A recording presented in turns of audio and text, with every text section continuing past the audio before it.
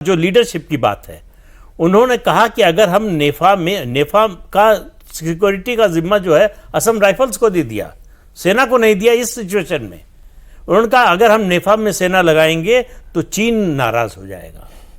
ये थी लीडरशिप उस समय की। और आज की लीडरशिप देखिए, 4 साल से सेना आमने सामने खड़ी है बॉर्डर पर। ये हिम्मत इससे पहले किसी प्रधानमंत्री ने नहीं दी। सर, ऑपरेशन सिंदूर मुझे याद है जब खबर आई रात में 6 तारीख को, 6-7 की रात को कि भावलपुर और इधर उधर मुरीद के सब जगह बॉम्ब हुए हैं, मतलब यकीन नहीं हुआ। कुछ सोच नहीं सकते आप यार कि न्यूक्लियर पावर तो है ही ना, उसमें पाकिस्तान पर हमला करने में खतरा क्या था? यही था ना कि न्यूक्लियर स्टेट है और पागल स्टेट है, क्या कर दे।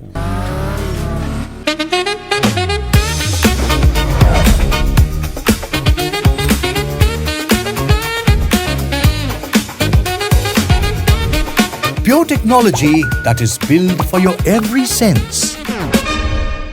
Acer Pure from Acer. But वो सोचना कि नहीं यार, ये दिस हैज टू एंड, ये तमाशा बंद होगा आतंकवाद का। हिम्मत वाली बात बता रहे हैं। देखिए, ऑपरेशन सिंदूर का भी देखिए कि जिस तरह से उन्होंने जल्लादी जालिमों के जुर्म और जुल्म को जमींदोज किया है, उनको जन्मांतर याद रहने वाला जख्म दिया है। वो तो हमेशा उनको याद रहेगा। कल ही रोया ना एक, बताया। हाँ, मैंने कहा। दूसरी चीज़ ये कि आप एक चीज़, प्रदीप जी बहुत ही सीनियर पर जनरल, देखिए ये पहली गैर कांग्रेस सरकार है जो बिना कांग्रेस या किसी कुनबे के रिमोट या सपोर्ट के तीसरा कार्यकाल निरंतरता के साथ कर रही है। इससे पहले भी गैर कांग्रेस सरकार बनी है, अटल जी की बनी, लेकिन आप सबको मालूम है कि किस तरह से जो है वो कांग्रेस उसमें भी दुष्प्रचार करती थी, एक काल्पनिक भ्रम पैदा करती थी, वो सब चीज़ें थीं, लेकिन वो नहीं मतलब पूरा एक कार्यकाल भी पूरा नहीं कर पाए। लेकिन ये तीसरे कार्यकाल में निरंतरता के साथ चल रहे हैं। और यही नहीं है, 2014 में पूरा बहुमत बीजेपी को मिला, लेकिन उन्होंने एनडीए को लेकर साथ सरकार चलाई। 19 में भी पूर्ण बहुमत मिला, तब भी एनडीए को लेकर के जो भी हमारे सहयोगी चुनाव लड़े उनके साथ सरकार चलाई।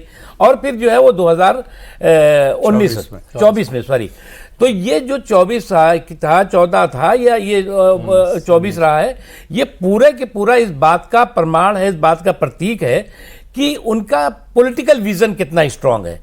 वो चाहते तो अगर कांग्रेस को अगर इतनी सीटें मिल गई होती 14 में या 19 में, तो वो अपने साथियों को चिमटे से भी नहीं छूते, कहते भैया बाय बाय गुड बाय, हमारी सरकार, हमारा पूर्ण बहुमत है। ठीक बात है। तो नहीं, और ये नहीं हुआ जब एक वक्त था कि सारे एनडीए के साथी चले ही गए थे, भाई शिवसेना चली गई, जेडीयू चली गई, चंद्रबाबू नायडू चले गए थे, अकाली दल चले गए थे, सब हुआ कि भाई ये सब, वो जो आप कह रहे थे कि भाई साथियों को साथ में रखकर नहीं चल सकते, ये आज सारे वापस आ गए। अकाली दल को छोड़ दें तो सारे वापस आ चुके। नहीं, वो है, वही कर साथियों को रह के, मतलब इससे बड़ा उदाहरण क्या हो सकता है कि जब आपके पास पूर्ण बहुमत बीजेपी के पास अकेले आ गया, उसके बाद भी जो है वो अगर 303 सीट लेकर के जो है वो हम कहें कि नहीं, हम सहयोगियों को लेके ही सरकार चलाएंगे। इन पर जो सबसे बड़े इल्जाम है उसमें से ये कि ऑटोक्रेट है। तो ऑटोक्रेट है कि डेमोक्रेट है? डेमोक्रेट है। देखिए, जो लोग, मैं लगता है डिफॉल्ट डायनेस्टी के डिफॉल्टर डींगबाजों की बात छोड़िए आप। डायनेस्टी के डिफॉल्टर डींगबाज तो ये जो है इनका तो आप छोड़ दीजिए। आज जो है वो मोदी जी जैसा डेमोक्रेट लीडर, आप जितने भी पार्लियामेंट में बिल हुए होंगे, कोई बिल भी स्क्रूटनी के बिना, छोटे बिल और मैं नहीं करता, कोई इंपॉर्टेंट बिल, चाहे वो स्टैंडिंग कमेटी को गया हो, चाहे सिलेक्ट कमेटी को गया हो, चाहे ज्वाइंट पार्लियामेंट्री कमेटी को गया हो, और या फिर दोनों हाउसेज में प्रॉपर उसका डिबेट डिस्कशन हुआ हो,